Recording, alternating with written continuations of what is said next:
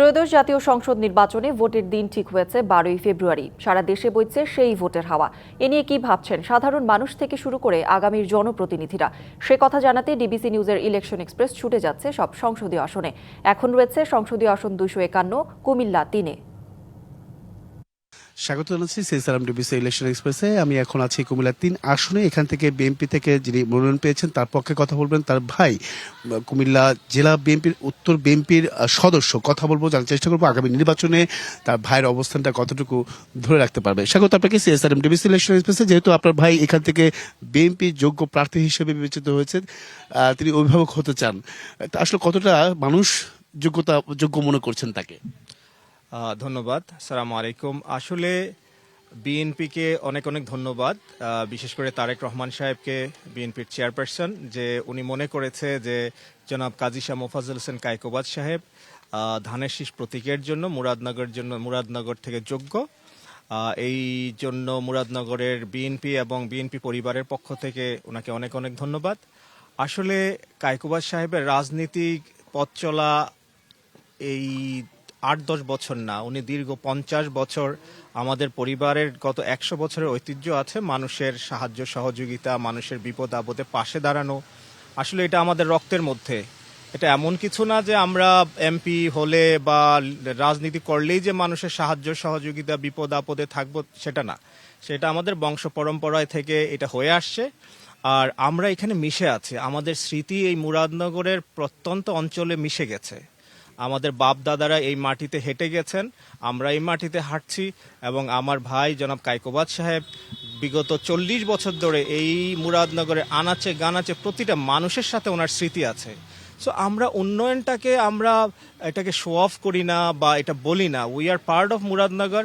আমরা এই জনগণের সাথে মিশে আছি। আপনি প্রত্যেকটা মানুষের চোখের দিকে তাকিয়ে বলবেন কায়কোবাদ সাহেব কি, ও বলে দিবে একটা স্মৃতি। আমাদের নতুন করে এখানে বলা বা অন্য মানুষের প্রত্যাশা থাকে, মানুষের অনেক নানাবিধ সমস্যা জর্জরিত প্রতিটা আসনে আমরা দেখেছি। এই আসনটা তো আছে, কি ধরনের পরিকল্পনা আছে নতুন? আচ্ছা, পরিকল্পনা বলতে আমি স্পেসিফিকলি যেটা বলবো, প্রথমে যে সমাজের যে শৃঙ্খলা নষ্ট হয়ে গেছে সেটাকে ফিরে আনা হলো আমাদের সবচেয়ে বড় চ্যালেঞ্জ। উন্নয়ন তো একটা সিস্টেম। উন্নয়ন করলেই যে মানুষ শান্তিতে থাকবে তা কিন্তু কথা না। আপনারা গত 15 বছর দেখেছেন যে উন্নয়ন নামে অনেক কিছু হয়েছে, কিন্তু মানুষের মনে শান্তি ছিল না। আমরা যেটা টার্গেট হলো, আমাদের যেটা মেইন টার্গেট অ্যাচিভ করার প্ল্যান হলো যে সমাজে অর্ডার নিয়ে আসা, সমাজের মধ্যে শৃঙ্খলা আনা এবং সমাজের দায়িত্ব সমাজকে বুঝিয়ে দেওয়া। এইটাই হলো আমাদের উন্নয়ন। এরপরে আপনি রাস্তাঘাটের ব্যাপারে বিভিন্ন সুবিধা অসুবিধা, এগুলো তো আমাদের দৈনন্দিন জীবনের একটা অংশ। হ্যাঁ, আমরা ওগুলা ওভাবে দেখি না যে ইলেকশনের ইলেকশনের জন্য আমরা এটা ওয়াদা করব, এমন কিছু না। এটা আমরা অভ্যস্ত এটা করে, এটাই আমাদের স্টাইল। এবং এই কারণেই মুরাদনগরের মানুষ ওনার সাথে জড়ায় গেছে। এটা ভালোবাসা, টান, এই সব কিছুর মূলেই কিন্তু উন্নয়ন। উন্নয়ন মানে এটা না যে আমি হাইওয়ে করে দিলাম, আমি ওভারব্রিজ করে দিলাম। উন্নয়ন মানে এটা হলো যে আপনি আমাকে দেখে আমার প্রতি আশ্বস্ত হলেন যে আমার হাতে আপনি নিরাপদ। মানুষ কি বলছে, বিশেষ করে সনাতন ধর্মাবলম্বী যারা রয়েছে তারা কি বলছে? আবার এখানে জামাত রয়েছে, অন্যান্য দল অংশগ্রহণ করবে, কতটা চ্যালেঞ্জ হতে পারে? আমি ভোটের দিক দিয়ে চ্যালেঞ্জ মনে করি না।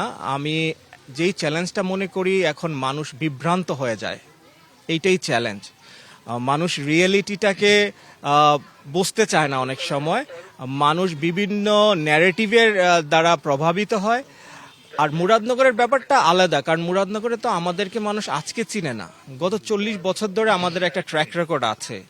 আপনি যদি কোথাও যান, কোনো একটা জব ইন্টারভিউতে বা কোনো একটা পজিশনের জন্য, আপনাকে জিজ্ঞাসা করে সিভিতে যে আপনার অভিজ্ঞতা কি। তো আপনি যদি মুরাদনগরের মানুষকে জিজ্ঞাসা করেন আমাদের অভিজ্ঞতা কি, মানুষ বলবে।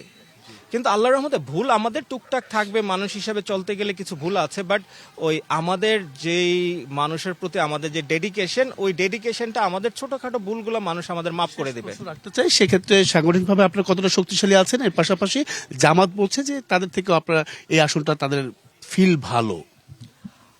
আসলে সাংগঠনিকভাবে আমরা সাংগঠনিকভাবে অনেক শক্তিশালী।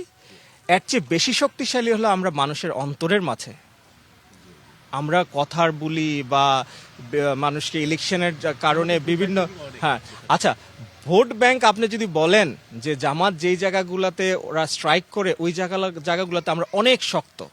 জামাত যেগুলো বলে সৎ লোক, জামাত যদি বলে সৎ লোক, কম্পারেটিভলি কায়কোবাদ সাহেবের সাথে সৎ লোক এখানে আমার মনে হয় রাজনীতিবিদদের মধ্যে কেউ নাই। আর জামাত যদি বলে ধর্মীয় অনুভূতি অনুশাসন নিয়ে, আমাদের ফ্যামিলির মতো ধর্মীয় অনুভূতি অনুশাসনের আল্লাহর রহমতে কেউ এই দিকে নাই।